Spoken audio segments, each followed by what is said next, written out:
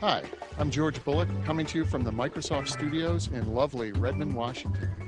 I'm here eagerly awaiting the arrival of Robert Hess and Erica Wiechers to the incredible 50th episode of the .NET Show. And wait, I think I see the bus now.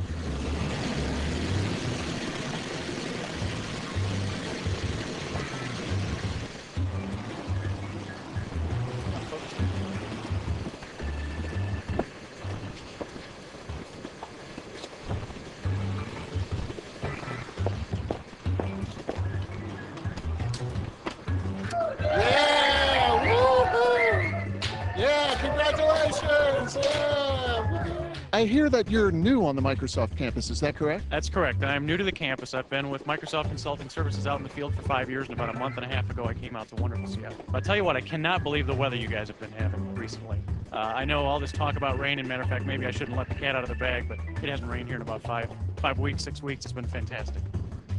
So as we all know, that's about the same as saying that the pitcher's having a no-hitter. So thanks a lot and welcome to Redmond. By the way, though, you are running first in our best dressed. And Gary, you're running, how many men are there here? 6? He's a 6th, I think? No, you look great. Okay, let's continue on here. And who am I speaking with here? I'm Brad Abrams. Brad Abrams, I've read your books. In fact, I sat in a class with you. I didn't recognize you for some reason. So here you are at the .NET Show, and you've been on it many times. What was the one question, Brad, that Robert should have asked you but didn't? You know, he never asked me about my favorite superhero. You know, and I think that would have been a very pertinent question. I think that millions of .NET developers across the world are very interested in that. And the way that influenced the design of the .NET framework. So, you know, I think we can take care of that right here. What is your favorite superhero? Wow. I think Batman probably. Batman, that's a good one. However, I think you can tell by looking at the design of the framework that that's true. I think so, but is the framework more like an Adam West Batman or a Val Kilmer Batman? Oh, I think Adam West, definitely. Yeah, I would have to say I agree with that. Well, Brad, we're very happy to have you here at the show and have a great time. I'm looking forward to it. Thanks. Erica, how does it feel here, the 50th episode of the .NET Show? We are so excited. Who knew it would last this long? Well, who knew it would even last 5 episodes? I mean, really, we all knew. Hey, Robert, what's the one question you could have asked one person that you went darn after they left? I wish I asked Brad what his favorite superhero was. What would you think he would have said? Green Lantern. Green Lantern. Green Lantern. That's interesting. I'll talk to Brad about that. Anyway, we've got a great crowd here and a wonderful show, and we're going to head right into the studios.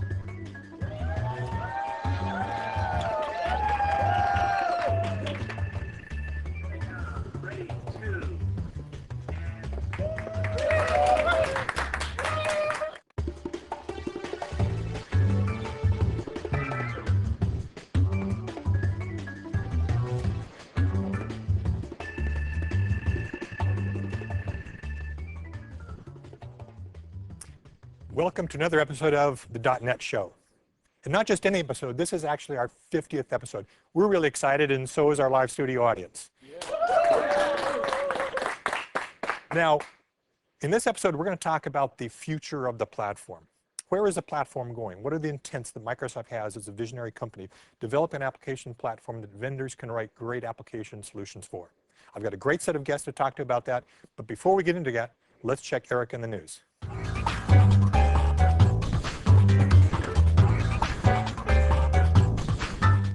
Hello and welcome to the MSDN News Update. I'm Erica Wiechers.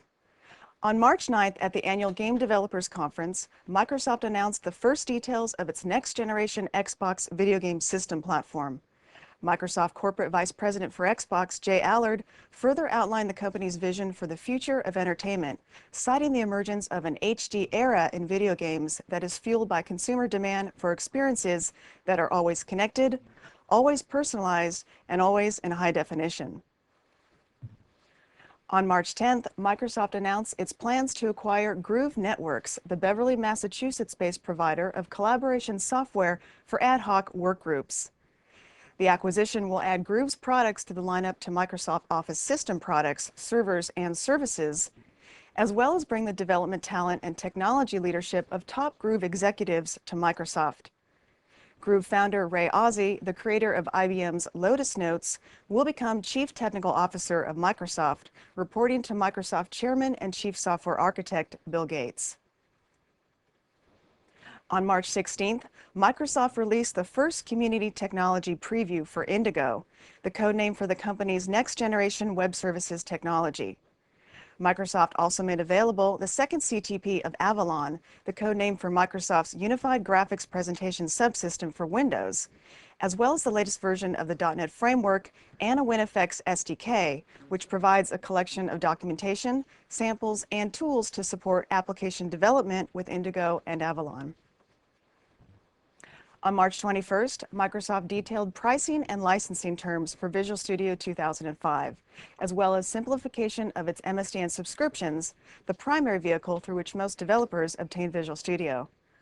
Microsoft will reduce the estimated retail price of Visual Studio 2005 Professional Edition while offering special pricing to existing MSDN subscribers for Visual Studio 2005 Team System, the expansion of the Visual Studio product line to include integrated software lifecycle tools. In addition, current Visual Studio users will be eligible for promotional pricing to acquire MSDN subscriptions now in preparation for Visual Studio 2005, expected in the second half of calendar year 2005. And this has been the MSDN News Update. I'm Erica Wiechers.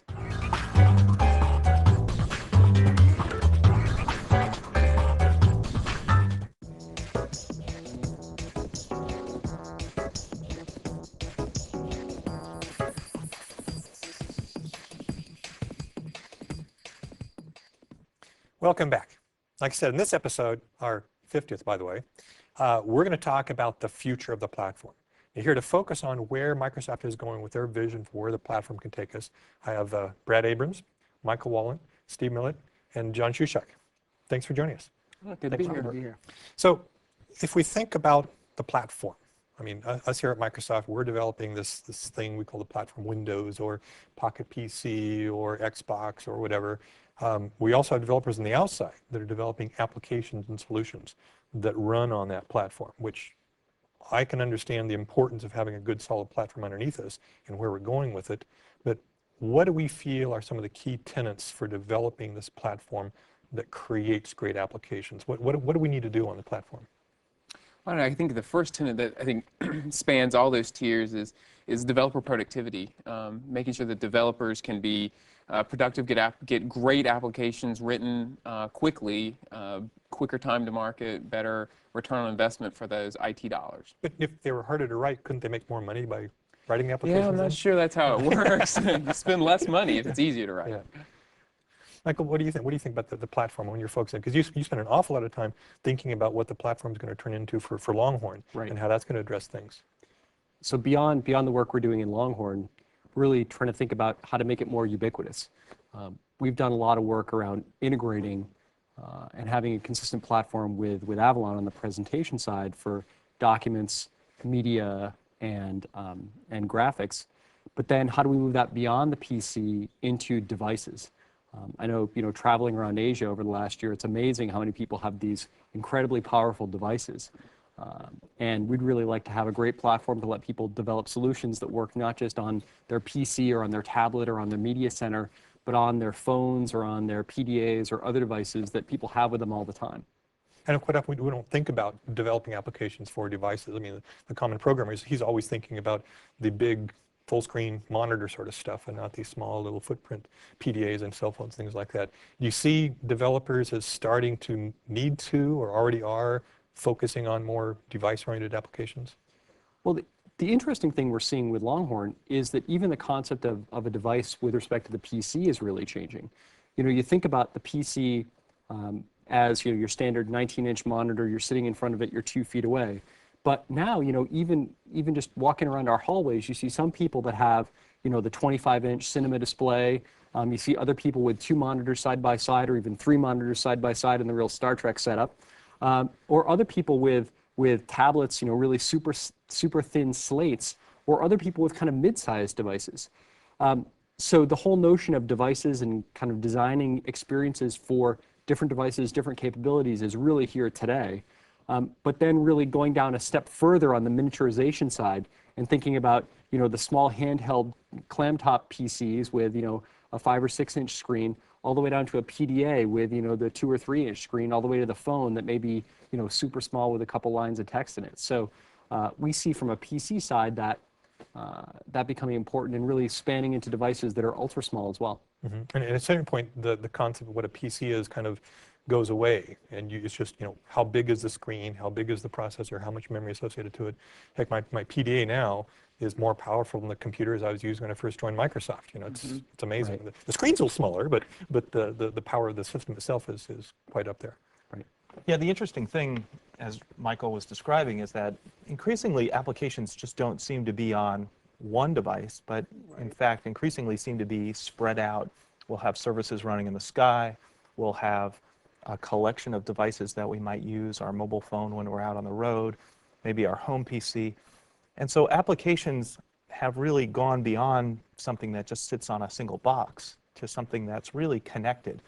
And so between Avalon to manage the more advanced kinds of graphics and technologies like Indigo, which are intended to make it much easier to communicate, we think we're really taking the platform to a point where we're moving beyond just the PC to building these connected applications. And I think that's, in many ways, one of the bigger trends that we're seeing as applications change moving forward. We've been talking about, distributed applications for years. I mean, in 1995, when the internet first kind of, woke us up to what the web could be like, we started thinking about, okay, my computer is no longer an island unto itself, but I can interact in some fashion, and that interaction is getting richer and richer over the years. Do you think that we've been kind of slow in the uptake of designing these distributed connected applications, and we've got a lot to do right now, or we come a long ways from the 1995 timeframe? Well, it's interesting. Steve Millay and I, way back when, did some of the early work on 2D layout inside the browsers, which Michael's team has taken way, way beyond some of the early work that we did. So that was one kind of trend that's been ongoing, which is just the continuing enrichment of the experience to now encompass music and many other things. At the same time, we moved beyond kind of just the connected, there's a server out there and we have a browser and we just pick up that information. Increasingly, people want to build applications where their device is able to utilize all the processing, the power of the graphics CPU, the increased storage to do rich search and so on. They're bringing those things together to provide much richer experiences on the PC. And so it's no longer just kind of a client connected to a server.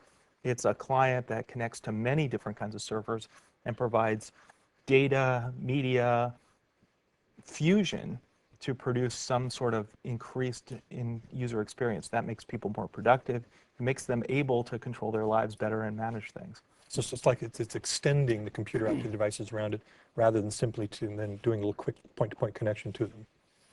The other thing that really seems to be coming up as well is, the notion of the service-oriented architectures and distributed applications. We've been talking a lot for PC to PC connectivity, but a lot of the scenarios that I think are really interesting in the future, in effect, disaggregate the whole concept of the PC itself, where I may have a display which only has kind of some graphics capability on it, but the processor is someplace else on a middle tier or on a server farm, or even, having developers. This happens all the time at Microsoft, where people, TS over, VPN to their work desktop to do compiles, and they have some experience on a home PC, but the real work is happening behind the scenes.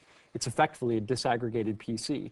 And this is happening more and more in the home as well, where the thing that you carry around may have full access to the power of the PC, but it just doesn't happen to be right there. So maybe you might have like a server at your home that's down next to your furnace or something like that, that you're connecting to from all over the house with your light switch or your coffee pot or something like that. Well, not my coffee pot, I mean. You use it at the French press, right? Right, this is Seattle, yeah. Yeah. So I mean, do you think that in the near future we'll see the common person that uses a computer having this very distributed home environment like that, or do you think it's still the home place for geeks like us that might have that sort of setup? Well, it's already really happening today, kind of in microcosm. People using media centers, if they have the media center extender either hooked up to an Xbox or a standalone extender, they're doing that today. That is the disaggregated PC concept. I don't think people think about their media centers as servers. It's just another box in the media center experience or in your home entertainment cabinet.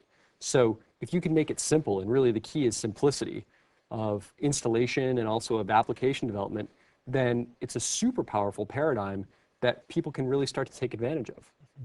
There's been a lot of this talk about convergence and so on. And if you look around at the way almost all the kids today use media, for example, MP3 technology or looking at video online, a lot of those things are occurring through the PC. The PC becomes kind of this hub to distribute stuff, but then it goes out to your cell phone, whether it be email or onto your MP3 player. That trend, I don't think we see any stopping where that's going to go. Increasingly, we see services like the MSN Music Center, or the new version of Napster, where you can download the information. We provide protection for a lot of the content, and so increasingly content providers are comfortable putting stuff out into subscription services. So that trend toward disaggregation is well underway, and I think most people actually operate in that mode. It's not just something that geeks are doing. But I think at the same time, we're seeing an increased number of devices that I don't think quite fit into this extending the experience, whether it's these MP3 music players and stuff like that are fairly single-purpose device. The only connection they have to the PC is the synchronization of the music you have on the thing. They don't necessarily have a seamless network that they're connecting into that's automatically increasing stuff. You've got to connect it to your PC to get that data down. Do you think that's something that needs to be changing? Is that something we need to address in the platforms? Or is that something we need, like the hardware vendors, to actually think a bit better about how they make their devices really interconnect in a rich fashion to our PCs? I think they've already started to do that. The iPods now come out to store both your pictures with your music, your cell phones. With a wireless, you have connectivity. The other big thing about wireless is it's a way to give you an identity. It's a way to know who you are. We can start using that to authenticate and authorize people to access these services. So I think it's happening already. Mm-hmm. Mm-hmm. So as a platform vendor, what do you think our obligation is in order to understand moving forward with the multi-devices, with standards and stuff like that? Where do you think we need to focus energies on? Well, it's been a pretty interesting experience over the last few years at Microsoft. I think the net and the web really was a watershed period for us, where we became much more involved in the standards process. Prior to that, Microsoft tended to build systems that were pretty self-contained and so on. And when we started the Indigo project, we actually decided that early on, if this was going to be about communications, it was going to be essential that all of the communications that Windows provides be available through royalty-free public standards, just like we had done when I worked at Project Athena on the X-Window system. What we decided we would do is we would write down the protocols that we could use to talk to Windows, and so that anybody could connect into these systems. And so we kind of went through methodically and thought about all of the different kinds of mechanisms people would need in order to communicate. Security, reliability, the ability to do transactions, pub-sub eventing. We went through and we provided a set of specifications for each of those things. We then have been bringing those things out to workshops where companies come together, provide feedback to them, and all of that's culminating in submission to standards bodies. It's been a massive effort. We do it across the board, and we make those things available on the same exact licensing terms that we've had for HTTP and TCP and all those kind of things. So it's really freely available stuff to folks. So that's been a pretty exciting change in the way we've done business, and I think that's going to make this integration much more possible, because people will be able to go find out how to do it and connect up. I think that's important because even Microsoft knows that not every node on the network is going to be running a Microsoft operating system. Some nodes are going to be better off, some small devices are going to be running some other OSs, and because we have this open standard, they can all communicate the same, and customers can get at their information. Mm-hmm. I mean, with the rich depth that Indigo has, it's almost like it's a platform of its own, just with no UI associated to it. Well, I think Indigo's interesting in that it represents kind of that transition from thinking about the node as a unit, just thinking about a collection of things more as a system. And so Indigo kind of leads that transition to pulling apart and disaggregating the PC and making all of those pieces available in a way that's interoperable and well understood. But I think what's interesting is as we look across the company, every group is using those set of mechanisms to provide a distributed experience in the platform. And so as we continue this disaggregation process, I think Indigo will play a key role in providing some of that glue, and web services also provides the mechanism by which people can connect in. You know, it almost seems like this is kind of going in the Wayback Machine back to the mid-90s with COM, and with COM and with DCOM, thinking about using COM as the way that you disaggregate systems and PCs and experiences kind of across a network. Whereas now, as opposed to having some Microsoft thing, we're using, you know, common protocols, both on the communication side and also on the presentation side, and letting people build applications that, whether they run on a single PC or on multiple PCs or in a single experience, they can easily be split apart, where the developer hopefully doesn't have to care about it. It just kind of works, which is kind of the beauty of that disaggregation. And I think, you know, making sure that ties into the developer environment as well as all the different platform pieces. I mean, like right here, we've got, you know, web services and Indigo and Avalon and the framework represented. And each one of you guys really has to understand what the other team is doing so that you make sure that your thing is a good player within the entire platform piece. I mean, the truth is, an interesting application is going to use parts of all the technologies that we're building. So even though we can sometimes exist in our silos here on campus, we all recognize that true applications that customers are building to solve real-world problems leverage all these technologies. It did another thing as well with these. It focused on the protocols and not the implementations at the end, which is important in the intranet, right? Companies aren't going to change their hardware out. And then as distributed applications go across trust boundaries in companies, that becomes increasingly important. The other thing we've done with the protocols is make them composable. So it's not a monolithic stack. You don't have to buy into security if you don't want. You don't have to buy into transactions, but these things compose together so you can add functionality to your protocols to get the features you need. Yeah, to enable something like that, were we needing the XML format in order to provide that capability? Or were we waiting for that to happen and that's why we couldn't do that in the COM world? Or Well, I don't know if it was so much XML or as a structured schema, and really Indigo focuses all around the concept of the info set. XML happens to be a syntactical representation of that, but the important thing is representing the data from a schema perspective. Physically on the wire, Indigo can be very efficient when we know we're talking between two Indigo nodes and encode that thing in a binary format perhaps. But clearly the lingua franca around now in the programming world is to use XML. But really I think what it gave us was structure. Yeah, XML is actually pretty interesting, as Steve was saying, from really 2 points. One is because it represents this lingua franca, everybody supports XML. It gave us a way to do the interoperability. The other key thing that's true about SOAP and XML is that unlike traditional protocols, which we kind of call fixed offset protocols, XML gets parsed. And because it gets parsed, it means that we can change the size of various things inside the packets. So if you think about something like IPsec, you'd look at a fixed offset in and you'd say, well, there's the security descriptor and it's 48 bits long. Well, what happens if we decide that SHA-1's no good anymore and we need a longer hash? Well, we're kind of stuck, because if we change the size of that bit, then all of the things above it in the stack that depended on these fixed offsets can't fit in the packet size anymore. What XML, the model, gave us was the ability to insert sort of arbitrary information at points inside the packet and recognize them by the tags. And it was that fundamental model change in the network that allowed this composability. So you could say, well, if you want to add security in, let's have some tags that describe the security. And if you care about security, you can look for those tags. If we don't need the security because we're using, say, transport layer security, you just pull those things out and all the rest of the pieces just still fit into the packet.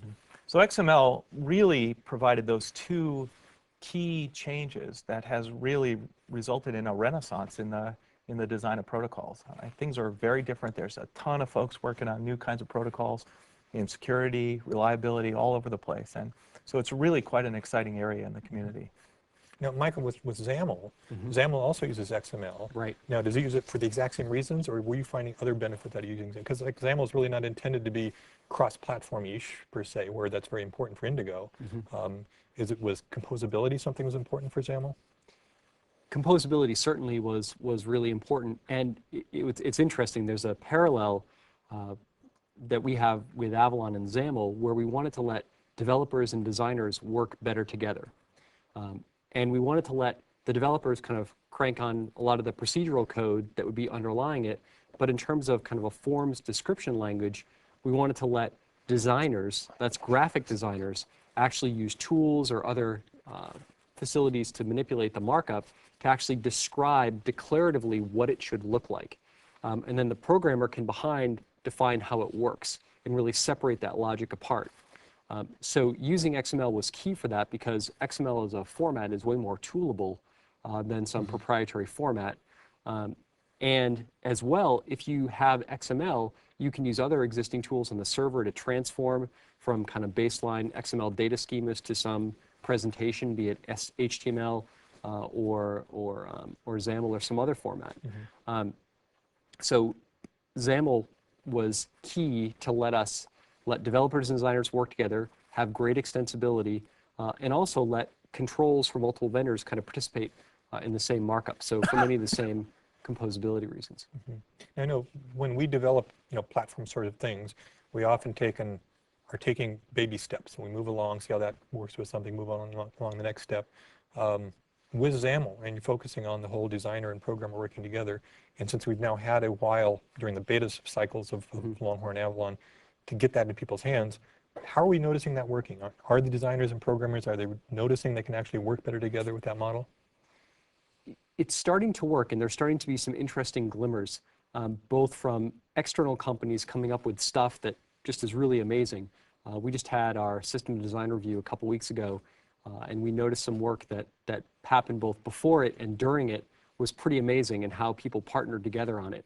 But even our own internal demos, we have a small demo team where we have a couple of developers and a designer, and they partner together to build these pretty incredible things after a while. So we think it is kind of working, and we know that the level of design that's going into applications is really increasing. And if we can make that bar today where, a lot of times the design group within a programming shop will kind of give a bitmap, or maybe, if you're lucky, a director prototype of how it should work, and then it has to get translated. But our vision on that is, well, the designer just uses a tool, they build the experience, and the programmer might hook up some back-end logic, but then it just works. The days of having to, get instruction from the designer that you missed by 2 pixels and shift it over to the right, hopefully are gone. And we think that'll really help improve productivity and really improve the visual quality of applications quite considerably. I mean, many of the graphic tools now that designers use, they're already thinking of layers and objects and components in the graphics they do, and they can give them names and stuff like that. So why not just take and pass those names and objects as objects over to the application itself? That's exactly right. One of the things that this is illustrative of is, as the platform's evolving, one of the things that we're doing is we're making it possible for people to express more of their intent declaratively. So this enables the developers to write the code that's associated with some layouts that the designer declares into the code. And because we have these structured languages like XAML that are built on XML, our software can read those descriptions and then provide an integration with those things. The same thing's happening in the communication space with things like policy and configuration. We're making those things that have been previously things that were sort of hidden in the code, we're making them front and center. And so we sometimes talk about this notion of metadata, where increasingly the platform is able to understand the intent of the various people providing inputs into the system. And that enables us to build richer and richer behaviors and have the platform do more on your behalf without you having to plumb in every little last detail. And you can tool those things and customize those things. So it goes back to exactly what Brad was saying in the beginning. It's all about developer productivity. It makes it much easier to construct a correct application because you can simply describe how you want the application to work as opposed to saying each little step in order to make it happen. It's funny, this also ties back to this disaggregation or distributedness, where you really want to think of everything as autonomous and be able to describe it. So we no longer think of the system as objects with methods. In Indigo, for instance, communication, we think of it as contracts with schema. So you're passing data with a contract, and that's described in XML, similar to the presentation language. We're using XAML to describe that, so the designer can start with that. It sort of creates this whole model of everything being autonomous and then connecting together, loosely coupled, so that you're not tied to an implementation. And we may not get there tomorrow, but Brad kind of hinted, we're going to need to do this all the way in down to like the processor. The processor, to do parallel processing, is reaching its limits. It's going to have to push up into the software layer. To do that, you kind of have to change the way you think about writing a program and have things run more autonomous to run in parallel. So I think it just all kind of ties together. Yeah, so that's moving down and moving up as we describe more of the system in terms of these XML descriptions and with metadata. It gives us the opportunity to produce higher level tools that can look across these things. So we start thinking about, for example, process flow languages, or building models for the system and thinking about how those models could interact. And as we think about the evolution of the platform, we're making investments, it's kind of amazing, across the board. We're moving on pushing these things down, and we're also beginning the process of investing big time in some of these higher level capabilities like process flow and so on. How does this change the future of the applications? I mean, like, we're used to things like spreadsheets and word processors and databases and email programs, stuff like that.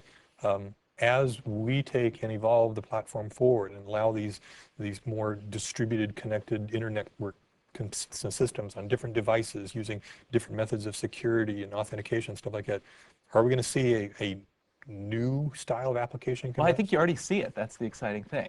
I mean, as platform folks, what happens is we're trying to build the tools and the underlying runtimes and the mechanism to support what the smartest folks out there are already doing. So if you go look at what folks like the Napster folks are doing, or some of the advanced peer-to-peer applications, Skype and other kinds of things, those are hard to write. People are writing every last little detail on those things, and when they build these beautiful graphics applications, it's hard to do that stuff. What we're doing is we're building into Windows the ability to easily construct those things. So there's a guy in our group who was working on building a peer-to-peer application, and he sat down with Indigo, and instead of this thing taking months to put together all the firewall traversal protocols and all that kind of stuff, he was able to put together pretty much a very rich file sharing application over the course of a week and a half. That's the kind of change in productivity that we expect, for example, in the communications layer. Avalon provides a similar enhancement in your ability to crank out things that today would be next to impossible, become easy. You almost just simply declare them, you write out the layouts, and now you've got your application up and running. So if you want to understand where the platform's going, really the best thing to do is go look at, what are the great apps that people are building today, and then our job is to make that easy to do.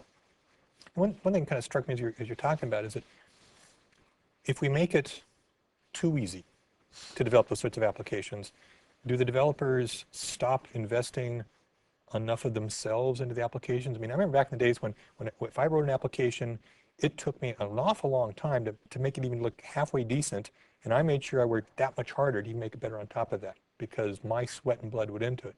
But if I could just sit down and go clank, clank, clank, and pop out with a Skype or something like that, is it going to be too simple? Well, I think you could do that and come out with Skype, but then the leading edge is going to be even further out, and that what's the next thing? So what we're doing is there's always a challenge. We're building some base building blocks, and every year the level of abstraction of those building blocks goes up, and so you can build yesterday's apps with those building blocks, or you can build tomorrow's apps with more investment. Yeah, if you think about what it was like when Microsoft introduced Windows with a GUI. It used to be so hard to create an app that had a mouse and menus and things like that. With the advent of Windows, it became fairly easy to create those things. But remember, you had to go get that big, thick Petzl book, and man, was it a pain in the neck, the message loop. Then VB comes along. Right. And then we saw just this explosion of people creating these apps. Now, it's taken us a number of years to take that kind of model and make it highly productive as well as highly performant. And that's just the natural evolution of the platform. So today you can sit down with Visual Studio, use the framework that Brad's team puts together, and you can crank out very high performance applications that years ago would have been very, very difficult to do. So even things like ASP.NET today, which is a very popular way to create web apps, that's all built on those runtimes that used to be things that, you know, were tough and difficult to do. So I think all this does is it just, in a sense, you're getting power tools. And once you have power tools, you can build bigger stuff. That's right. And you're not limited to cutting the 2x4s by hand. Now you can just crank them through and build bigger and better applications. Yeah. One of the things that I'm really excited about thinking about where applications go next is around breaking open the data that's locked inside of applications, and really the power that's going to let consumers have when they can make every application that touches their contacts look at the same set of contacts, or every application that touches their photos look at the same set of photos, the same set of metadata, or their music, or any of these really common data types that are really vital in people's lives. And you know, some of the work that we had started to pioneer early in Longhorn with WinFS will hopefully enable that data to break outside of the box and let applications really work together in a way that they haven't been able to before. And maybe that it might even lead to the notion of an application being inside of a box actually breaking down itself, where you don't go, you know, open up or run your recipe program or your digital photo program and have that experience in the box, but rather there's the mix-ins and the goodness that each one of the application vendors actually provides just becoming an intrinsic part of your experience and the way that you deal with your data. That could be super exciting and a real revolution for the way that people think about even building software that gets installed. Yeah, so, you know, think about that Skype example. Skype's got its own address book. Right. And Outlook's got its own address book. And pretty much every application out there has got its own address book. Why do we do that? Because we don't have some of these underlying facilities, the ability to describe that stuff. Now, as Michael was describing, if we could really take that schema and get it into the system, I think that's going to open up opportunities for apps to integrate in ways that today they can't. And so that's just one more example of this metadata and this self-description being able to disaggregate and blow apart our systems and make down the them. monolithic, There's an opportunity for software developers. Yeah, They can now focus on very focused features and add value, and you can extend your own system in ways that you couldn't before. There's no longer this monolithic app that owns your experience around something you're trying to accomplish. But the challenge there for something like this, the Skype and the address book is, okay, so we come out with a standard address book, and Skype says, oh, that's fine, standard address book, but it's missing this, this, this, and this. Exactly. So they make their own address book. I mean, like we've already got a standard address book in Windows. It's called the Windows address book. It's got an API that calls into it, and nobody uses it. Well, so think about the existing languages where we have things like structs. You know, if you had a struct or a class, it has this very fixed layout. One of the things that XML gives you is this ability to describe much richer kinds of frameworks. You can say, for example, well, these fields are required. After that, we're going to have an any. And because we parse this thing, it's well-structured any's. So I know that there's the slot that I can put additional stuff in for my application. And because we use XML namespaces in the model, it means that Steve could come along and he could invent a new tag that would put in there, and it'd be well described as far as Steve's concerned. But as I go through and parse it, I hit that tag, I use the well-structured XML rules to skip past it if I don't understand it, and then go on to the parts that I do understand. We don't have that in today, you know, the sort of existing languages, and it's that extensibility that we got from XML that lets us go beyond. It has another characteristic, which is it's easy to transform. Yes. If you call it name and I call it, you know, person, it's very easy for me to create a transformation and a mapping from one XML schema to another. So that's another thing. I mean, ideally, yes, we'd like everybody to think of a person or an address book the same way, but practically that's not going to happen. But XML gives us a tool to actually do that transformation in a very structured, easy way. And from an app vendor point of view, I think the benefit is, you know, I was thinking about the developers at Skype. While I haven't talked to them about it, I'm willing to bet that the developers with the most satisfaction about their job were not the guys who wrote the address book. So, absolutely. you know, if that kind of work went away, that'd probably be a good thing for them. But we're not saying that all of the data in an application must be all public all the time. There's really good reasons to have some data that either for an application performance reason or just because you hold IP around it, you keep private. That's fine. But there's some parts that make a ton of sense to expose to the outside world, and it's really up to the application vendor to decide how to do that. It's giving them more flexibility, not less. And even if they want to use these schematized tools to build their own data structures that they can keep private, well, they can do that as well. So hopefully it does really open up a brand new access for people who really think about structuring their applications. I mean, I think it's a different model for thinking about how applications come about, and not only the way you develop the applications and how the applications come about, but I think even the languages can change quite a bit. I mean, like, it used to be that, you know, Fortran or COBOL is what you wrote all languages in, and then it became C and C++, and then VB, and now we have C#. And I think we're seeing a lot of changes, but from what some of you guys are saying, it's almost like even the language might become unimportant at a certain point in time. We're now using things like Photoshop to develop an application with. So I don't even see any code at all anywhere. I'm just taking and drawing something on the screen, and out pops an application. Well, I don't think we're going to get to the point where, you know, you'll just be able to go use PowerPoint to define your application. You know, as we've made advances in programming languages, the interesting thing is the old tools don't go away. So when we invented object-oriented programming, we didn't get rid of procedural programming. And when we moved to component-oriented programming, we didn't get rid of objects. And now that we're doing this more loosely coupled, contract-oriented, service-oriented application, we still have all those tools and mechanisms around. It's just that we've added some new mechanisms that happen to be very good for building distributed applications. And maybe it becomes more of a focal point for developers. But all those old tools that we used to have are still relevant. Your expertise there still counts, and you're going to use that to move into this new space. The other thing that's happening is, just as you're describing, these languages are actually evolving. I think one of the really exciting things in our .NET languages is the attributes.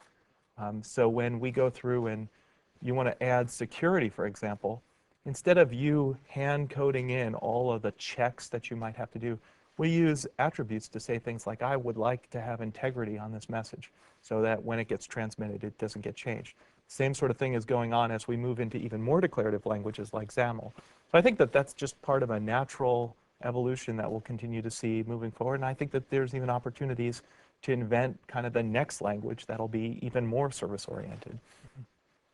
Yeah, I think it's interesting to look back in the good old days when you were going to a new platform, new language. You spent a lot of time learning the new language and a little bit of time learning the platform. And I think that's changing nowadays. Now you have this enormous framework that you need to learn and understand to build applications. And then what language you choose to use in, well, sort of kind of personal choice issue, what language. You could do a lot of things you can do in XAML, you can do in C#, you can do in C++, you can do in Visual Basic, or any of the 30+ third-party languages that we have. And I think that trend will just continue as we go forward.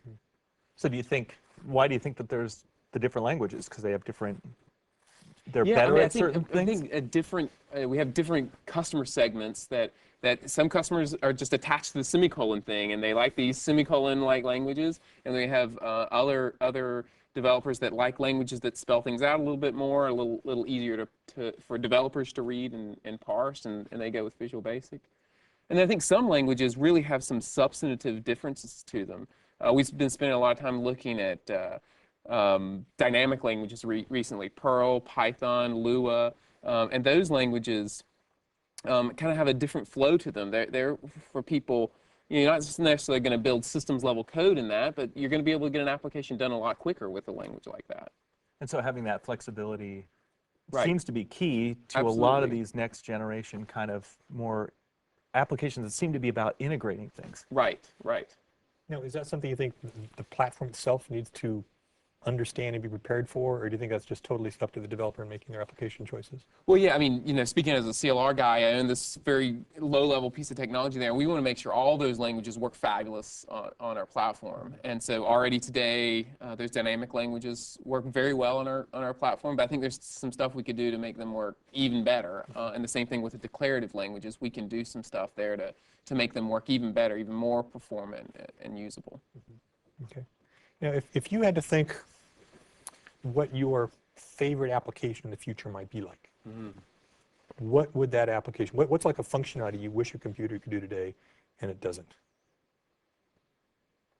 I mean, like when I think about that, I think of something like Star Trek, where it seems like every single system on the ship is interacting with another system, and from any system you can access that system over there. And it's like it's one big gigantic computer all across the galaxy and stuff like that. In my mind, that's kind of like the computer goes away at that point. I'm here, I want to do something, here's a display in front of me, I do it. That's kind of my idea what the future of computer goes to. I want to have the power of the desktop PC and the connectedness of my desktop PC wherever I go all the time. We were out on the road doing some customer visits in January, and it was really funny. We had somebody in the car with a laptop with kind of a Verizon card, like getting packets. We had somebody else, with a phone, with the phone version, that was super small. And then we had kind of a couple offline PCs with streets and maps, trying to figure out where we were. And when we couldn't be connected completely, it was super frustrating. So if I can get to all my information and all the knowledge available on the network, no matter where I am with the full power, that's going to be an amazing, amazing thing. And be able to share that with my mom, who wants the latest, up-to-date pictures of my kids as soon as I take the picture. So it's data everywhere, whenever I want it, all the time with all the power. I think this disaggregation really plays into that at a bunch of different levels. And if you look inside the PC today, increasingly we see, for example, the I/O subsystem uses communication-oriented models in order to communicate to the disk. And we have the memory going on the same kind of thing, and the graphics subsystem using a message-oriented model where we transmit instructions to the GPU, and then the GPU does the rendering.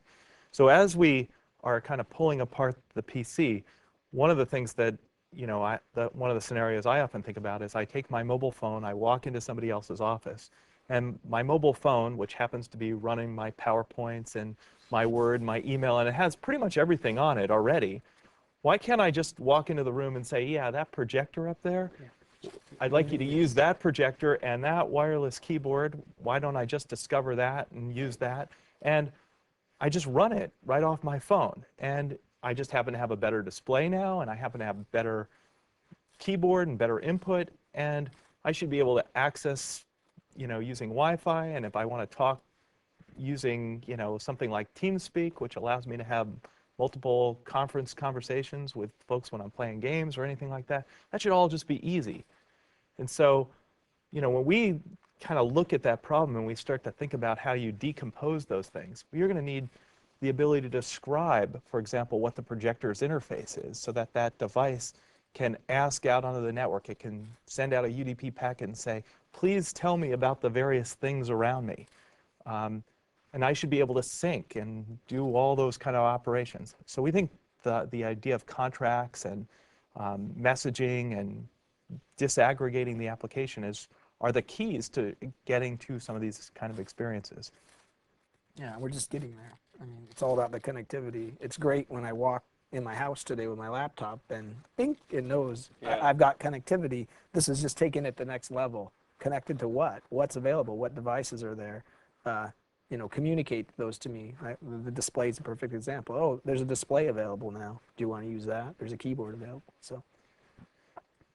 So sometimes people think we're crazy when we talk about this stuff, and I point to the example of way back when I was back at MIT working on Project Athena, we did this crazy thing, which is we would actually send mouse moves using network packets, and there's no reason that you can't think about walking in to a room, doing WS discovery, which is just a way to send an XML packet that describes what the interface to the mouse is, and then having that mouse send its mouse movement events as events through WS addressing and all those kind of things. And we're actually going down that path. We think that that's where we can go. And so WS addressing, WS discovery, the security model is designed to work in this kind of world where you could carry your personal identity around on a device like the phone, and you could use that to do the access control in these kind of very sophisticated mobile scenarios. So we're actually going down that path. We're building stuff like this, and I think it's a pretty exciting pretty exciting way to go. I think it's an exciting time because I think we're very early in Yep. the evolution of the platform. You know, sometimes I hear people say, "Oh, you look at everything we've done. We've basically done evolving the platform, right?" No, we're so much. What are we, adolescence? Do you think maybe? I think we're at the beginning. We're at the beginning. Okay. I early. think we're really just at the beginning of the transition to the distributed platform. Mm-hmm. You know, the industry has been focused very much on building nodes and sort of how those nodes connect. But I think we're at the cusp of making applications that are really applications that are on a distributed platform. And all of those things, again, that we've had to do to date, you know, the good operating systems that are on the individual nodes, all of those things come to play, but we're starting to think about these things as a collection, as a system. And so distributed platform as a system, I think, is the next big wave in the industry. And it's an exciting time. I don't think anybody knows quite all the details about how this web computing world is going to work. It seems like our job is, you know, to move PCs and the applications that people use from being important to being vital. And the platform helps a little bit on that today, but we have a long way to go. So there's certainly going to be lots of work for everyone in that regard. That's good. Now, Brad, there's one question I want to ask you. Yeah. If the framework were a superhero, what would it be? You know, it's funny you mentioned that because I've been thinking about that, and I was thinking that Spider-Man would actually be the best superhero for the framework. Because of the web? Yeah, well, .NET, you know, we have the whole net thing, and Spider-Man has some net. So maybe we have a new mascot. I'll go work with our marketing guys and come out with the Spider-Man mascot for .NET. So, Michael, if Avalon was a superhero, what would it be? You know, my kids really like The Incredibles. So I was wondering whether it'd be maybe Mr. Incredible, right? Big. You already are Mr. Incredible. Not quite. But it could be the Flash, just because it's quick and, you know, you want to look at it. Yeah. Yeah, you stole mine. Communication, it's got to be the Flash. You got to be fast about getting connected one place to another. Yep. Well, thanks for joining me. We had a very good discussion about what the platform holds for us in the future, as well as discussing how each of you are playing a role in seeing us through that future. And hopefully our audience, both our live audience as well as our audience out there on the network, has learned something about where Microsoft is planning on moving towards with their vision for the platform, and where their applications can start taking advantage and hopefully be on that cutting edge, and no longer writing just a quick little slapdash application, but, you know, feeling the pain, bleeding the good bleed, and having applications that really advance the application people have and make them vital for what people are doing on their computers. Thanks. So after this brief talk we had about what the platform is, we're going to take a short break. You're going to see a little humorous video, and then we'll be back and actually talk about some of the depth and capabilities that Microsoft Research brings to the platform in letting Microsoft come out with better vision, better capabilities in what we're developing. So stay tuned.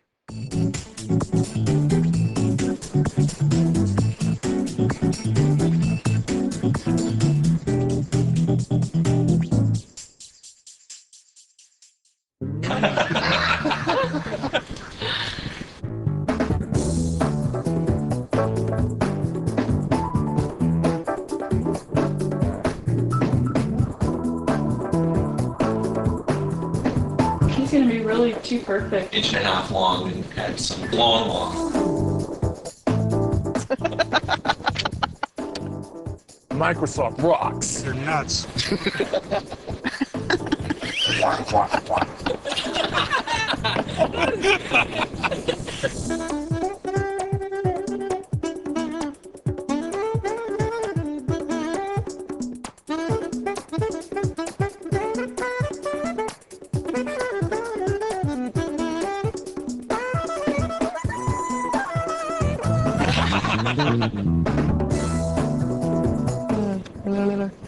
And stay tuned for the next show. Process guidance prescriptive by adding support for hosted versions. Platform Application Initiative. Oops, sorry, I messed that up. I told you.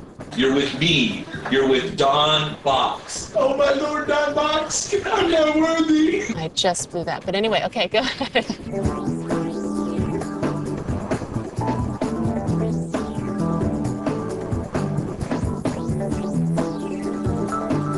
connected systems means taking and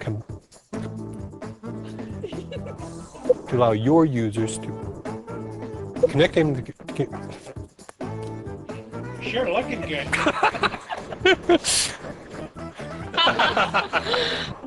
We weren't all that funny, though. No, we weren't funny at all. We weren't funny at all.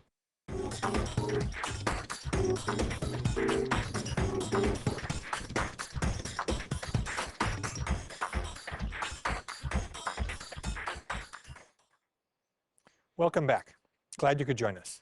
Now in this segment, I've got Rick Rashid here from Microsoft Research, and we're going to talk about the role that Microsoft Research plays in preparing platform technologies and preparing future technologies, and basically just, I guess, having fun to a certain extent in discovering new aspects of computer programming, languages, applications, and platform features. Well, yeah, our mission is really to move the state of the art forward in the things that we do. And I've had the same mission statement for almost 14 years now. When I started Microsoft Research back in 1991, and have just been building and building it since then. And now we've got, one of the largest computer science research groups in the world. So what does it take to come into Microsoft and be in charge of Microsoft Research? What is your background, and what allowed you to take and do that sort of capability? Well, actually, they brought me in to start Microsoft Research, so I didn't have to worry about taking it over. It was more had to worry about how you hire people and get the whole thing started. Before coming to Microsoft, I was a professor at Carnegie Mellon University in Pittsburgh. I was there for about 12 years, and my own research area is operating systems, and that's what I'm mostly known for. And I developed something called the Mach operating system when I was there. And how did that compare to what you're doing now inside of research and looking at platforms from a more Microsoft perspective? Well, actually, a lot of the things that we were trying to do with Mach relate pretty strongly to a lot of the things that eventually now have made it into the .NET platform. And in fact, it was interesting when we first started the incubation effort within the developer division to develop the technologies that turned into .NET.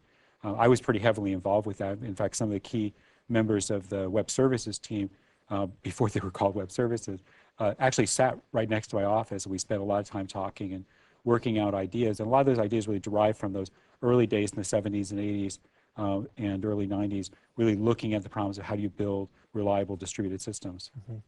Now, and what sort of things did you take and play around with back in those days? Oh gosh, all sorts. I mean, we did a lot of things. I mean, going back to when I was a graduate student at the University of Rochester, I was involved in developing one of the very early network computer games. So we had Xerox Altos, and we had the old 3 megabit Ethernet back in those days. Very speedy. It supported a maximum of 255 machines at once. So it's you take care of the entire company, right? Yeah, load it up. Well, there weren't that many computers back then, so it worked out okay. And so one of the things we did is I was looking there at how do you sort of build a network computer game? How do you make it reliable? How do you allow people to enter and leave the game in a reasonable fashion? And also this was in the days before there was anything like multicast. And in fact, I really developed a new technique for doing multicast that eventually became adopted as a standard in the Ethernet. And you developed this for the game to a certain extent? Yeah, it was developed for the game. Well, we had a problem to solve, right? It was important, so we moved forward with it. And it's probably even safe to say that the types of things you were needing to do in this network-connected game were type of things that applications just weren't even considering doing because it was very difficult to do in the network in those days. Well, almost nobody had networks in those days. I mean, this is really in the days when the only local area networks you could find were in research laboratories. I mean, they really weren't in companies. They were, this was before the Ethernet even became a standard. So very experimental period. I mean, I often think that the best way to push the limits of different things with computers, whether it's the processing power of the computer, or the graphics chip, the languages, the platforms, the development tools, is to write a game, because in a game, you're always wanting to do something more. With a spreadsheet, you say, okay, the numbers calculate fine, I can print it fine, everything's fine. But with a game, it's like, okay, I did that. What's the next thing I can do? What's the next cool thing I can add? And I think you're stressing all the elements of the computer. Yeah. You're stressing the memory system, you're stressing the hard drive, you're stressing the graphics, whatever the display engine is that you're trying to do. And you're always pushing the envelope, because we're always trying to say, what's the coolest new thing you can do? How do you make it work? And if you look at certainly a lot of the technologies that help push the internet over the last few years have been efforts where people said, how do I build these networks so I can do massive multiplayer games, do things like the Xbox Live, where you have enormous numbers of people online simultaneously playing games and doing things with each other. So do you think maybe if we were to look at what the game players of today are doing in their games, we can maybe understand where the platform might be going? I mean, with your Alto Trek and stuff like that, you were doing network games, and that was a precursor to this more of the interconnected capabilities we now have today and take for granted with computers. Well, I think you've already seen that happen. I mean, I think some of the experimental things that we did, in building sort of massive multiplayer games back in the online universes back in the mid '90s and the late '90s, those have been since turned into what you see today as people are starting to do things like build voice over IP networks or file sharing networks or information distribution networks of various kinds. When the people are starting to talk about peer-to-peer, well, that game technology was all peer-to-peer. In fact, I remember I was joking, one of our researchers sent me a paper a few years ago that for this conference that was on peer-to-peer systems, and the paper started out talking about how this was all new technology, and I pointed out, no, this is really the old technology. It was client server that came in the middle, right? And now we're just going back to the earlier days of networking where things really were fundamentally peer-to-peer. So why do you think the client server model is what took place back in those days rather than peer-to-peer? Why did we move off of that peer-to-peer that you're doing from a game standpoint into client server? Well, I think you always had both, right? You always had this sort of model of the old IBM virtual machine systems with the terminals hanging off. Well, that's client server. And you had the more distributed networking environments, things like the Xerox Alto. So those sort of technologies existed sort of side by side during the sort of late '60s and '70s. So they both were there in some fashion. I mean, really, what I think pushed the client server view so strongly was as the internet came on board, as people started talking about accessing web servers, people realized there was just a lot of powerful things you could do that way. And so they started saying, hey, this is great. Here's this client application that's the web browser. And now we can just load a tremendous amount of value into the server and push it through to the user through that application. And so it just seemed like a very natural way of exploiting what was an evolving model, which was the web model of using the internet. As time went on, I think people started to remember why there were limitations with that. And they started saying, well, realistically, we need to start thinking about building much more distributed shared systems and going back again to some of the ideas that really go back to the '60s and '70s. So do you think the web model maybe sidetracked us for a while and now we're getting back on track, or do you think it actually helped propel us towards a more network-based model that we're now taking advantage of? Well, I think it did two things. I mean first off, the sort of rise of the internet and the web, just that really made all this distributed computing stuff be a commercial reality, and that made it, something that everybody paid attention to, and took a lot of the technologies that were in the lab and put them squarely into business. And in that sense, in homes, and it just dramatically expanded what people thought computing networks could do. So that's all goodness, and there's a lot you can do in that model. But people began to realize, it's not just one server, really kind of a set of servers providing a set of services. Well, they're going to have to coordinate with each other. Well, what is that? Well, that's kind of a distributed computing. They start realizing, well, we've got lots of clients out there. Well, what are they doing? Well, they could be sharing with each other. And they started realizing that if you broadened your notion of what the network communication looked like and what the different applications could do with each other, it would extend your ability to deliver applications in an important way. And then I think as something like Napster took off and some of these peer-to-peer file sharing networks took off, that just again made the point even more strongly to people that this isn't just about clients and servers, it's about everybody talking with everybody. And then we have the stuff that's coming up now called mesh networking, which is just taking the peer-to-peer connectivity and moving that into more of the networking model. So the network itself is really taking advantage of that peer-to-peer infrastructure as opposed to just an internet infrastructure. Well, it's also taking specific advantage of the nature of the wireless networks that we're putting in place. So Where do you think this affects the platform the most? And how do we take and focus on bringing some of these divergent capabilities and technologies into something that really benefits the application developers? And how does Microsoft Research play a role in that? Well, I think there are lots of elements of this. I mean, part of it is starting to think about what mechanisms do you need to really build reliable distributed applications, to build large-scale federated systems, to connect them and interact, have them interact with each other in an important way. From a Microsoft Research perspective, I mean, we play in lots of different aspects of that. I mean, we work on network technology, we work on wireless technologies, we work on database technologies, we work on security technologies and communication protocols. We work on applications, I mean, things that sit above these kinds of networks. I mean, one of our researchers, for example, Jim Gray, heads up our research lab in San Francisco, he's been working with the astronomy community to build, he did the original Terra server, which you've probably seen, which was a single machine. He then took that and turned it into a .NET service, and that wound up getting used by lots of students, around the world to be able to, program against a .NET server and make the information available. In fact, that service now is even being used in production by the U.S. Department of Agriculture for its field agents. But he had this idea of working with the astronomy community and taking some of the same notions, to that community. And they have this interesting problem where they've got all these great telescopes collecting all this data, but historically they weren't able to share it with each other. The astronomy community is distributed around the world. The telescopes are distributed around the world. So just getting information to people was hard. And people would write all their software in dusty decks, Fortran code or C code.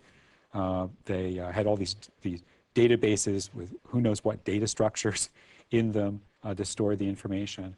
And so he worked with the community to build really what's now a federated .NET service that allows astronomers anywhere around the world, 24 hours a day, to do data mining against the data that's in these great telescopes, that's coming out of the great telescopes. So he worked with them to create common schema. He worked with them to build the infrastructure to support it. He built a way of federating the databases from various archives together, and then built what's called the Sky Query portal, so you can actually send queries out and have those fanned out to the different archives and pull that information out. And then develop techniques for people to program against it, again, as a service. And it's just really cool. And it's just changed the astronomer's view entirely of what they do. So there's a case of someone really helping you build an application, but at the same time, he worked very closely with the SQL team. He worked really closely with the web services team to make sure that the technologies that we were developing in those teams really supported that kind of distributed federated application. It's more of a real world testing of some of the capabilities we're putting in the platform today in a real application. Right, so it's real world testing, and it has the added benefit, it helps accelerate science. It helps to move forward the rate of progress in astronomy, and there's already been new discoveries made because scientists now can data mine against that huge amount of information. I mean, it's literally the case that you can have 3 lines of SQL and find all the quasars in, for example, the Sloan Digital Sky Survey database. I mean, that's just, the astronomers never had that ability before. Was there a reason they didn't do that? I mean, was it not until something like the .NET Framework and web services came about that they could do that? Or was that just kind of the catalyst that got them moving in that direction? I think it was a little bit of both. I mean, first off, I think that they'd never really thought of it before. I mean, to some extent, it's having someone with vision, in this case, Jim, who understood what could be done and communicating that to people in that field. I mean, that's part of the process, is making people realize that it's now possible to do something like that. And then realistically, I think a lot of the technologies that were developed, the web service technologies, really allowed you to do this in a very simple and straightforward way. I mean, the fact that now someone could just literally pull up Visual Studio and program against this database. That's just, that was not really a capability that they could have taken advantage of, 6-7 years ago. From a platform's perspective, where is Microsoft Research focusing energies on to take and try to identify things? Is it in the hardware architecture of things that are happening? Is it in the devices? Is it in application frameworks? Where would you say research is providing the best benefits to Microsoft there? Oh, it's really, it's all over the map because we cover more than 55 different areas of research. And we literally do, on the one hand, things like in my area, operating systems, programming language, what I always call the sort of plumbing, right, of computing. All the way out in the other extreme, we do work in areas like quantum computing, coming up with new ways of thinking about doing computing, looking at how to apply the technologies of computer science to biology. So we really work in all these different areas. We've done a bunch of things with the platform group, for example, around tools. We've helped to develop really a whole new category of tools for analyzing software.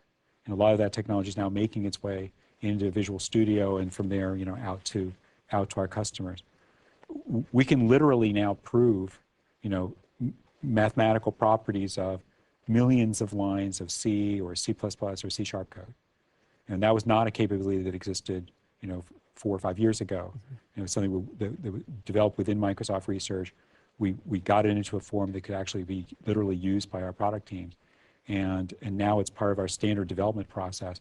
And it's begun to make its way into things like the static driver verifier that's being distributed in the Longhorn DDK. And what is a static driver verifier? Basically, it's an application of this proof technology that allows a device driver developer to be able to prove that their driver satisfies a variety of conditions which the Windows team have specified that all drivers must satisfy. So it's properties about how they use APIs, how they access memory, what kinds of synchronization actions do they take, and how they use locking. And we can now prove that those properties exist in a driver rather than have to test it. Once you've run that verifier over your code, those properties, and it's not exhaustive because it takes a while to get all these properties defined, but for the properties that it's currently checking, once it's run and it says it's okay, it's okay. There's no test needed any longer for those properties. Wow. So you're validating the drivers. We're validating those aspects of the drivers, and we're increasing over time the breadth of things that we're actually being able to check for. Because for the longest time, drivers are almost, kind of the weak link because they're hitting the hardware so tightly and interacting with the application so tightly that if something's going to cause the system to fail, it quite often is going to be the drivers that do something like that. And so having something that validates drivers to a certain extent, that makes the entire system that much more robust. Well, and that's actually the reason that we picked drivers first. But now we're actually taking the same technology and applying it to the breadth of our software and getting these technologies into a form that will eventually make it out into Visual Studio. So that's just one tiny little area that we've worked on, but again, it has a huge impact on us because it both allows us to build more reliable systems, it allows our partners to build more reliable components, and ultimately it will give us a mechanism to allow anyone that uses our tools to build more reliable software. So that's just one element. But again, all over the map. I mean, find an area. We're doing work in artificial intelligence, machine learning. I was just down in the Emerging Technologies Conference in San Diego last week and talking about some of the work we're doing with the biological community. We're taking ideas that literally come out of the work we've been doing in building parallel computing systems and applying that to analyzing and understanding what happens in the human cell. Taking things like the pi calculus, which is one of the languages and techniques that we use to do verification of parallel systems, and use that same calculus, the same mathematics, to look at how biological processes can be analyzed, within a cell. So it's really exciting work. And when you see something like that playing a role out in software or in hardware? Well, I think right now it's really a software thing. In fact, part of what's happening is that we're taking ideas that have been developed, the core concepts developed in computer science, in programming languages, in the theory of computing, and we're saying, those ideas make a huge amount of sense when you apply them to biological systems as well. I mean, one of the comments I've heard made about the analysis of the human genome is that we analyzed the human genome and discovered that all life is digital. Basically, you represent the DNA sequences as a string. You manipulate it as a string, and you manage it as a string. And so there's increasingly a lot of the ideas from computer science, which are really about things like string processing, can be applied there.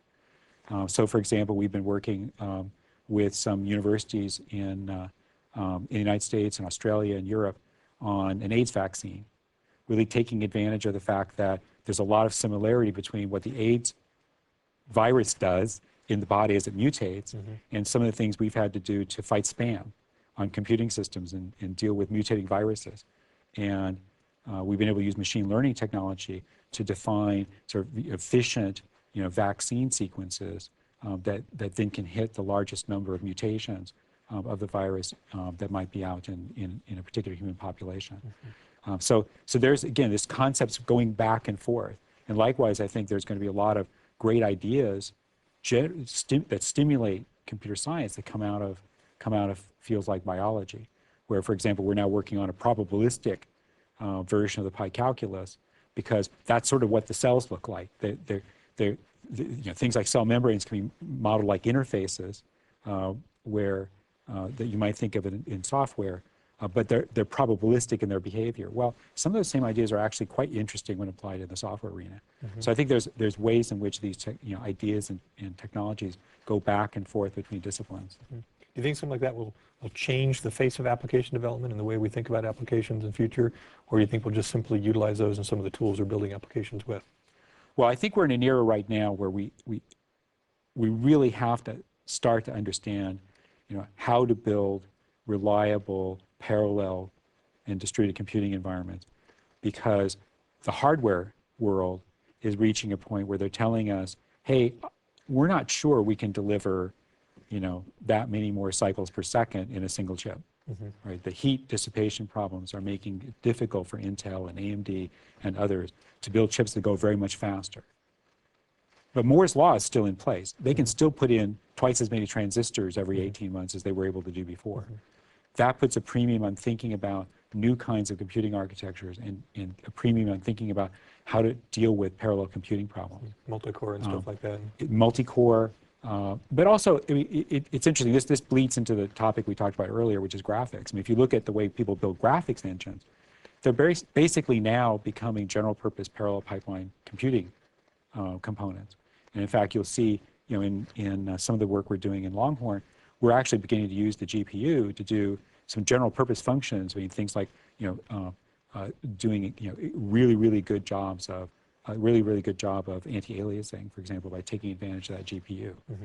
So as we learn more about how to build distributed and parallel systems, it's going to allow us to do a better job of taking advantage of what seems to be a trend in architecture, which is systems which are fundamentally parallel and distributed.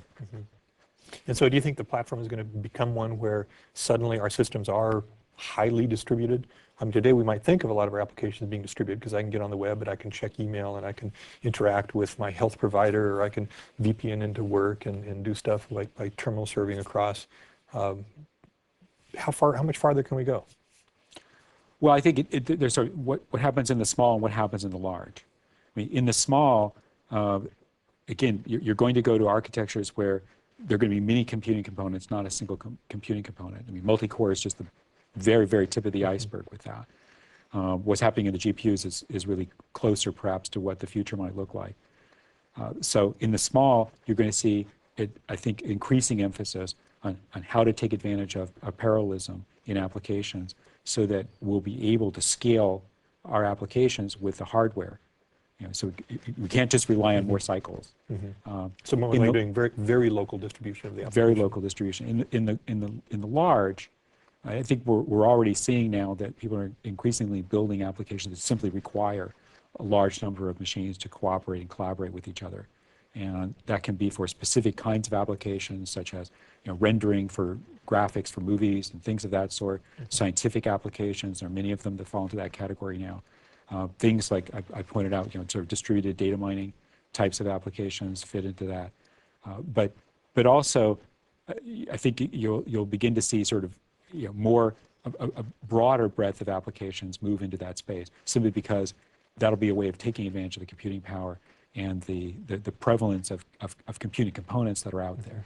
I mean, because like, right now, the way most people think of using their computer on a network is bringing up a web browser and hitting a web server someplace. And that means like all the processing power is happening essentially in one location, and their local computer is simply being a rendering engine for what's going on the server. And so that server is making very little use of that computer out on the edge. And so now what you're talking about is actually allowing the computers on the edge of the network, the home user system, the business system, the desktop computer, participating in the computational power that's going on in the applications. Right, and I think you see that already in a number of places. I mean, as people start to do more, sort of peer-to-peer, real-time communication, where they want to be able to share things with each other, whether that's, audio, video, music, personal information, where they want to interact with each other in a distributed environment. I mean, you're already seeing that taking place, and there's a variety of things that are being developed that allow people to compute together to solve problems, whether it might be finding extraterrestrial life or something of that, or finding solutions to various kinds of diseases. But then we're also saying, as people are getting more connected, we're seeing, you already mentioned, an increase in spam and viruses and stuff like that. By having shared computing resources, doesn't that kind of open up Pandora's box a little bit and make it that much more dangerous?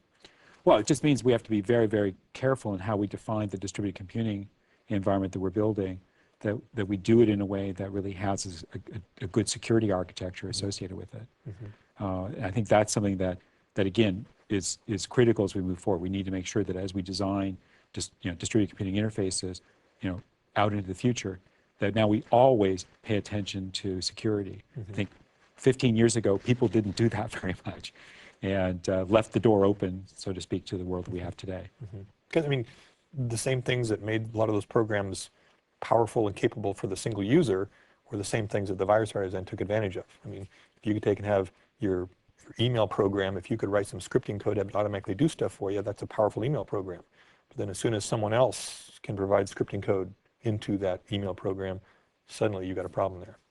Right. So again, we're putting a lot of energy right now into being able to say, both how do we create, first, how do we define security in that environment in a reasonable way, and then how do we put the right kind of barriers in place so that malicious applications are confined. I mean, you're never going to be in a perfect world where there'll never be any software bugs, and there are never going to be any ways for malicious people to attack. The question is, how much can you protect the information you have? How much can you protect the environment that you're working in, so that at least, if someone does breach all your security barriers, the impact is minimal. You get back to work in a reasonably quick and reasonable fashion. And the .NET framework is one of the ways we're taking and trying to focus on providing that controlled environment, which is an API level people can get into without needing to, and therefore not being capable of getting out too far outside of the main barrier. Well, and as part of the whole web service infrastructure, we put a lot of energy from the very beginning working on what would be the way in which we define the rights that applications have to exchange information with each other. How do you make sure that an application really speaks for a user or speaks for a particular rights holder in a context? How do you have a flexible means of determining what rights exist when applications communicate with each other? We work hard with partners such as IBM to try to define that security layer so that it would be something that could carry us into the future. And so have you dealt with things like non-refutable certificates that provide authorization and authentication about who people are, who applications are, and what they're trying to get into? Right. That's what you need to have. You need to have a mechanism making sure that when you get a message, right, that you can tell, to a first approximation on whose behalf it is speaking. I mean, who is it that has authorized this? And then you have to decide, okay, who's speaking for that? Who says that that's that's this individual or this organization? Do I trust that source of information? Right. So that might be the government, or it might be your own company's security infrastructure or whatever. Somebody issues certificates. Or your mom, if you trust your mom. It all depends. probably don't trust our programming abilities, though, so maybe I'll be careful there. I mean, in talking about programming and the .NET framework, in the first segment, we talked a little bit about languages and how the framework allows different languages to come in. And as people are developing applications with specific different needs and different things they're trying to focus on, the ability of languages to play the role of giving them capabilities, allowing them that sort of stuff, would play a big role. Now, do you see that as playing a role in helping the system become more robust, more capable by having this multi-language level support? Well, I think it's just inevitable you're going to have multiple language support because, I mean, there are lots of different kinds of problems and people want to express their solution differently. You know, one of the things that we've been heavily involved with out of our research lab in Cambridge, England, over the, really from the beginning of the .NET work, is the notion of making sure that the underlying runtime support in the CLR, the Common Language Runtime, really allowed for multiple languages to exist, really supported a wide variety of things. And so we've been able to develop things like functional languages. There's the functional language that's come out of our research group called F#, which is sort of a historical derivative from what's called ML, which is one of the standard modeling meta language. And again, something F# can be used to define some specific problem, solve a specific problem, but then it gets the advantage of sitting within this larger framework that's implemented in C# or other languages, and can take advantage of all the libraries there. And the ability to be able to take these specialized languages to solve specialized problems and embed them in this larger infrastructure and have them be part of a larger system, I think is one of the real strengths of the environment that we've built out. Now, some people in our audience who are using different languages, maybe their experiences with, Visual Basic, C, C++, and C#. And at a certain level, all those languages are the same. I mean, the syntax might be different, but anything I can write in Visual Basic, I can write in C# and vice versa. When other languages come up like F# and Fortran and Forth and PostScript and whoever knows what else, why would I want to pick another language? Why couldn't I just write that in Visual Basic? Well, again, I think it boils down to the brevity of expression. I mean, one of the advantages of a language, say a functional programming language, is that it can allow you to talk about certain kinds of computations in a very, very simple and concise and brief way. And that fits perhaps your mental view of what that problem is. I mean, typically when people look at specialized languages, they're really saying, oh, this language has the property that it solves this problem very well.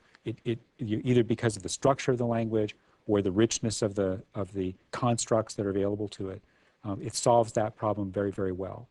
And there's no reason why everything has to be written in C# or everything has to be written in Visual Basic. And sure, I might be able to say, yeah, I could express the same thing in C#, but it might take just an enormous amount of code. Why would I do that? I mean, if I have a better way of solving that problem with a specialized language. Also, I think that there's another reason that oftentimes these specialized languages have special analysis properties as well, meaning that I can understand what they say better within their domain, which may mean that I can do a better job of optimization within that domain. I can do a better job of automatic parallelization or automatic distribution. So those are other reasons why you might choose one language over another. So like for say, if I was writing an application that I knew I needed to do some deep mathematical computations, I might choose to write those procedures in Fortran because it has much deeper capabilities numerically wise than C# or VB do. If I'm wanting to do something that's more functional oriented, I might use something like F# for those pieces, but I wouldn't have to write the entire application in Fortran or F# or Python or whatever. I could pick and choose what was going on. Right, and I think again you mentioned Python, but there's also classes of languages that are very focused on string processing, right? And certain classes of problems that are very focused on string processing. Another example of a reason why you use a special language. And I think the point that you were just making is, yeah, having all of these be able to operate within the same environment, share each other's libraries, cross-call with each other, even share very fundamental notions like generics. I mean, one of the advantages of that, of the generic facility that's in the CLR is that it's a cross-language generic mechanism. And so it doesn't have to, you don't have to say, generics work this way in this language, but, completely different way in some other language. So I think there's a value there. Probably nobody wants to write a huge system in a functional programming language. Historically, people haven't. Probably no one wants to write, huge systems in Python. Historically, people haven't. But they often want to write pieces. Do you think there's room for another big language? I mean, something like a C# or C++ or VB that people do write everything in? Well, I think we have a particular problem right now, and I mentioned it earlier, which is the problem of today our languages don't do a great job of expressing parallelism or expressing, real distribution. And so there's certainly a lot of experimentation going on with different languages to say, are there ways of expressing these things that more ordinary developers could use or take advantage of? I mean, it's always been a sort of small class of people that really like writing parallel systems. A lot of them go into my field, which is operating systems, because you have to write everything in a parallel way there. But it's always been very hard, to debug parallel applications and to code them in a way that really don't have race conditions or don't have problems associated with it. So people are struggling. They're saying, okay, what construct should we have? What mechanisms should we put in? And are we even expressing things in the right way? I mean, people talk about extending a language to support parallelism, but there's also a lot of discussion within the research community about fundamental concepts. I mean, fundamental ways we think about doing computing, are they wrong if you really want to build reliable parallel systems? So I think there's a lot of room there for some language in the future. I don't know what that language is yet, but there's a lot of room for some language to tackle that problem and do a good job of it. I know, if you look at the languages we use today, C++, C, VB to a certain extent, their design is no different than what they used to be like 20, 25, 30 years ago with Fortran and Cobalt, the same sort of concepts going on. And yet the applications and systems we're developing are vastly different. We're no longer writing applications for teletype terminals. We're doing them with graphical applications on the screen. And yet, C#, the most modern language we have from Microsoft, conceptually doesn't have anything in it that knows about a graphical operating system. But then with Michael Wallen and the stuff he's doing with Avalon and XAML, we now have a model that's coming through that kind of has the concept, okay, I know code, I know graphics, I can take and share the two between them. And even though it's not a new programming language, it's a new programming model that allows the graphical systems to come in. Is that maybe a direction things might be going in the future for multiprocessing languages? So it's not so much the language itself knowing it, but it's the construct in which the language is working that knows that, okay, this is one processor, this is another processor, and this is the shared processor work between them? Well, I think that's possible. Again, I'm not sure people really know where it's going. There are a lot of good ideas out there. I think one of the things that people have been looking at is how can I, be very careful in describing what the computation does so that I can attempt to have a compiler or something underneath, pull it apart for me and figure out what could be made parallel and what might not be. And certainly in the functional world, one of the reasons why people have looked at functional languages is that they're very amenable to that because they're side effect free. So you can pull them apart pretty much as you'd like. Other things people have been looking at, are, as you say, sort of focused around data structures or ways of representing information. And there's certainly a lot of opportunities to take advantage of that. But again, I just go back and I think there are going to be ideas that are developed over the next few years that are a bit off the beaten path, and we'll just have to see whether they take hold or not. I mean, historically, the languages that have had the most use for doing systems-like work always sort of look like the systems we were building. I mean, the hardware. As the hardware changes, the languages may change to just accommodate that. What do you think about the whole notion of getting into more of a device-based system and platforms that support the notion of a local PC and a pocket PC and a phone and a radio and a coffee pot or something like that that's all integrating together? Well, we're doing that. I mean, that's sort of what the world looks like right now, right? I mean, my computing environment isn't just my PC. it's my phone, it's my watch. I've got one of these smart personal object watches, right? It's got the version of the CLR running inside of it. I mean, it's really an ecology of computing elements, right, that interact with each other. And, as we started to pull that together, it looked a little bit like we were putting things together with baling wire and tape. I think as time goes on, we're building, better relationships between the devices. I think one of the values of the .NET platform is really that it gives you the ability to talk about, communicating all the way down to the smallest possible devices, something like a watch or a small robot or some, even something as small as a light bulb. There are already people putting processors in light bulbs, believe it or not. Yeah, $400 light bulb. Well, actually, no. You don't have to put more than about 20 or 30 cents worth of a processor in a light bulb to be able to tell it, to turn on and off. Rather than shifting the power through a switch, why not just tell the light bulb it's supposed to be off? Right? And it gives you much more flexibility. Well, we can do that now. You can do that for a few cents per object.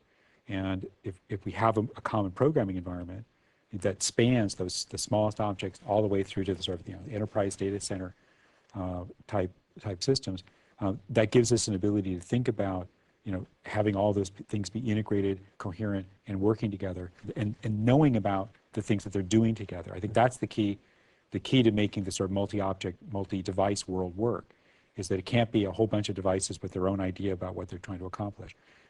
Their goal should be doing what you want to do, right? And they should be collaborating among themselves to do that.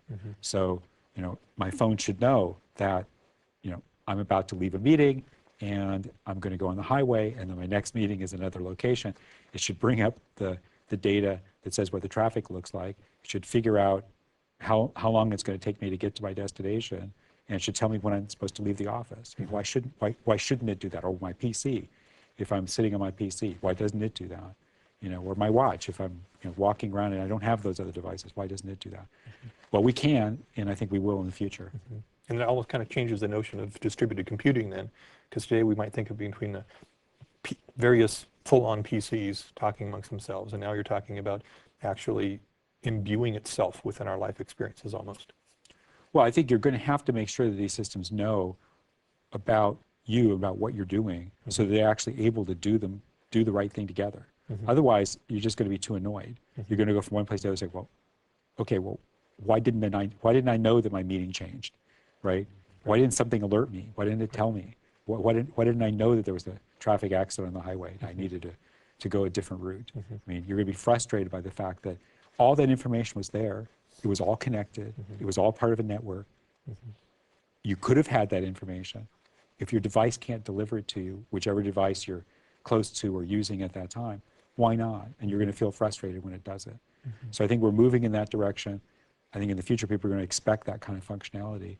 And we as a software company, especially a platform company that supports a huge range of different kinds of devices, we need to be able to help make that happen. So that's where you kind of think the platform is heading towards, the capability of supporting broad devices, broad scenarios, and becoming personal computers. Well, I mean, we're doing that now in the lab. So one of our research teams, already has the ability to, recognize which device you're using, right? Which is it's actually not that hard to figure out, but you'd think sometimes that it would be. So it knows what device you're using. It knows what your schedule is. It knows what your next appointment and your meetings are. It knows about traffic. It knows about who's your boss and who works for you. It knows when important messages come in. It knows when you need to be alerted. And how calls should be routed and so forth. This is work that's going on in one of our machine learning teams, and it's very cool. I mean, it is really, I think, the sort of the research version of what will eventually be something that you'll see out in the world. So that's not too far away from what they had in Star Trek, where you'd be on the Enterprise and the displays on the side of the wall would point you where you need to go, because it's watching where you wanted to be, where you need to be at, and where you're currently at. So okay, turn left now. Yeah, I always love the outtakes though, where they start to go through the door doesn't open. Yeah. Right? Those are great outtakes. Hopefully our computer systems will be good enough to know when we're going to go through the door. Yeah. Well, Rick, I enjoy the time we spent together talking about technologies, Microsoft research, and where things are going with the platform. Good luck with all the stuff the research is doing in that regard. And I can't wait for some of these new devices and capabilities to come out. Great. It's nice being here. So hopefully that gave you some insights on where Microsoft, or at least specifically Microsoft Research, is focusing on in thinking about platform technologies, solving problems with distributed computing, secure computing, robust computing, and all the different hard problems with languages, applications, and so forth. So thanks for joining us.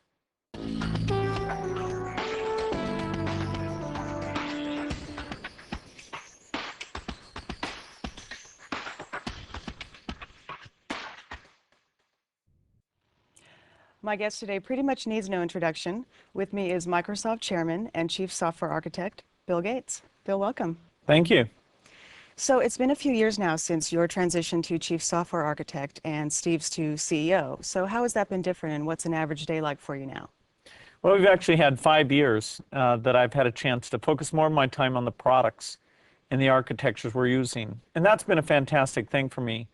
It got to the point where under half my time was spent with engineers, and so I wasn't able to stay on top of things quite the way I like to, particularly with the growth in our research group and the need to get those technologies out in products.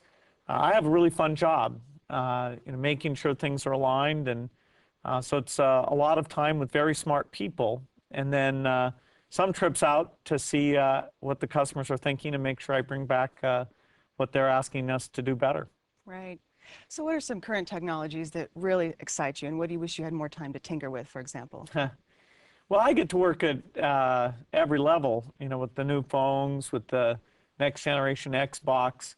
I'd say I'm most excited with some of the advances in the programming tools, adding some higher level constructs, making the database richer, the forms environment richer, even some language extensions themselves that are going to make typical applications a lot easier to write. The whole idea of web services where we can connect any piece of software with any other piece of software, that's been a holy grail of software development for decades, really. And now it's imperative that we get that to manage systems, to move data around for business intelligence, higher level abstractions and easy connections between things with reducing the amount of code. And I think we're on the verge of a pretty big breakthrough there, and it's fun to see that progress and have Microsoft help lead the way. Do you get a chance to work in our products? Do you ever open up VB Express and just play around and see what's new? Yeah, I don't get to write much code in shipping products now, but I do get to play around and write some of my own applications, whether it's on my home system or just navigating information. Most of the code I wrote in my life was machine code, so now I've got to really get used to the C#, the higher levels constructs, which I really like, but it's a big change from my early days there. And so, having a sense of what's still hard, why does the source code get big, that's important for me. Now, I heard there was a time when people had to show you their code before they could actually check it in. Well, a long time ago, and this is unfortunately a long time ago, I knew all the code myself. And when it came to writing the basic interpreter, I never let anyone do anything unless I went over it. And I'd often go back and just change their code just to get it all to feel like one coherent thing. And unfortunately, we're past the day where a single person can, say, have the entire Windows source code all in their head. But it was nice when it could be done that way. Right. So what are some things you like to do outside of work? Well, I'm a pretty avid bridge player, a little bit of tennis and golf. My kids are pretty young, so they've gotten me back into skiing, which I hadn't done for a long time, but that's a great family activity. And then a fair bit of reading, some of it associated with the foundation work I'm doing around global health. So between all those things, it fills my time very easily. Sure. So what book's on your bedside table, for example? Well, I just read one about the AT&T ups and downs and mergers and things called Tough Calls. I'm reading one called On Intelligence, which is Jeff Hawkins' book about artificial intelligence. Jared Diamond, my favorite author, who did Guns, Germs, and Steel, just came out with a new book called Collapse. So I've got a good list for the next week. That sounds great. So if you hadn't started Microsoft or even gone into programming, what do you think you'd be doing today? Well, there's only really two sciences that are changing the world in a very positive and rapid way, and those are information technology, everything around the work Microsoft and the hardware industry, communications industries are doing. And then there's the work in medicine and biology, really getting out to the frontiers of understanding that'll let us conquer the really big killers and really improve life. So I'm quite sure that I'd get involved in one of those. You know, they're both very deep and complex areas where a smart person who's optimistic can make a big difference. I get to do a tiny bit of encourage some of that biological work through my foundation, but only in a small part of my time. So I'm sure I would have gotten involved in one of those. Okay. And so now, is it difficult as Bill Gates to do normal things like go out to dinner, go to the movies? Actually, it works just great. You know, sometimes people do come up to me, but usually they're quite nice. Certainly the movies work well. They turn the lights out. And so I get to go out quite a bit, and you know, it's no problem at all. And so I hear you're a big movie fan. Can you tell us what your favorite movie of all time is? Well, you know, of all time, it'd be like Roman Holiday, Thomas Crown Affair. I just saw Hotel Rwanda, which is quite a good one. So I get out and see most of the movies, you know, because I don't watch TV much. It's my one real connection to popular culture, and it's just a great way to relax. Right. Well, Bill, thank you so much for joining me today. Thank you. Well, that brings us to the end of the 50th episode of the .NET Show. And stay tuned for the next episode, which will be on whatever Robert comes up with next. But it'll be the 51st episode. That's right, Big 51. Yay. Until then, we'll see you on the web.